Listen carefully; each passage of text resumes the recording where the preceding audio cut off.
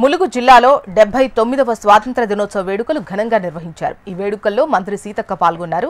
జిల్లాలోని తంగేడు మైదానంలో జాతీయ జెండాను ఆవిష్కరించారు. స్వాతంత్ర సమరయోధులకు శుభాకాంక్షలు తెలిపి గౌరవంగా సత్కరించారు. మహనీయుల ఆశయాలను కొనసాగిస్తూ వారి కలల సాకారానికి కృషి చేయాలని మంత్రి అన్నారు. దేశ ముఖ చిత్రాన్ని మార్చే గేమ్ చేంజర్గా తెలంగాణ ఉండాలనే సంకల్పంతో ప్రజాప్రభుత్వం పనిచేస్తోందన్నారు. 2035 నాటికి $1 ట్రిలియన్ ఆర్థిక వ్యవస్థగా, 2047 నాటికి $3 ట్రిలియన్ ఆర్థిక వ్యవస్థగా తెలంగాణను మార్చే దిశగా అడుగులు వేస్తున్నామని మంత్రి సీతక్క అన్నారు. 79వ భారత స్వతంత్ర దినోత్సవ శుభాకాంక్షలను తెలియజేస్తా ఉన్నాను.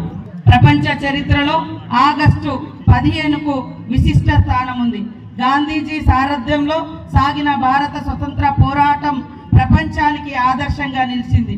మహాత్ముడి సారథ్యంలో బయట శత్రువులైన బ్రిటిషర్లపై యుద్ధం గెలిచిన మనం, పండిట్ జవహర్లాల్ నెహ్రూ సారథ్యంలో దేశ అంతర్గత శత్రువులైన పేదరికం, అసమానతలు, అస్పృశ్యత, అంటరానితనంపై పోరాటానికి నాంది పలికాం.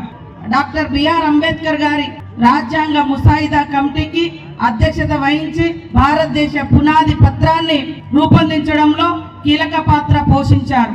పౌరులకు, అణగారిన వర్గాలకు సమానత్వం, సామాజిక న్యాయం, ప్రాథమిక హక్కుల రక్షణ కోసం నిబంధనలు ఉండేలా చేశారు.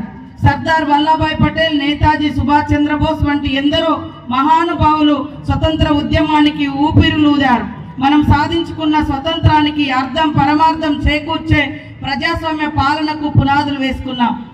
2047 నాటికి భారతదేశ ముఖ చిత్రాన్ని మార్చే గేమ్ చేంజర్ పాత్రలో తెలంగాణ కీలకంగా ఉండాలన్న సంకల్పం మాది. ఆ సంకల్పానికి దార్శనిక పత్రమే తెలంగాణ రైజింగ్ 2047.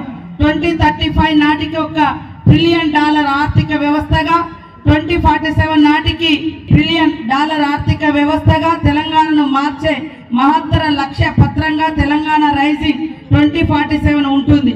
ఇది కేవలం ప్రణాళిక కాదు, ప్రపంచ వేదికపై తెలంగాణను సగర్వంగా నిలబెట్టే సంకల్పం. స్థానిక సంస్థలలో, విద్యా ఉద్యోగాలలో